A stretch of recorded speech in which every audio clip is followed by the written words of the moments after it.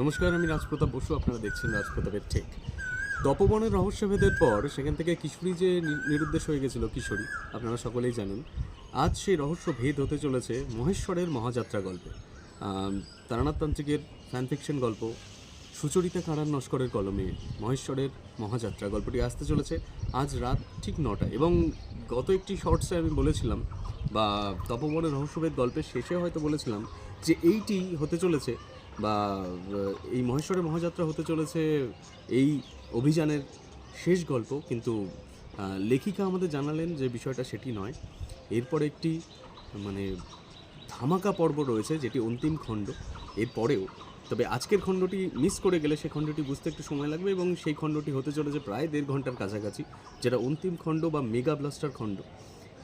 সেটি হতে চলেছে জলন্ধরকে ঘিরে। এতটুকু পর্যন্ত আপডেট আমরা লেখিকার কাছ থেকে পেয়েছি। তবে এর পরের গল্পটির আপডেটও আমি জানিয়ে রাখি।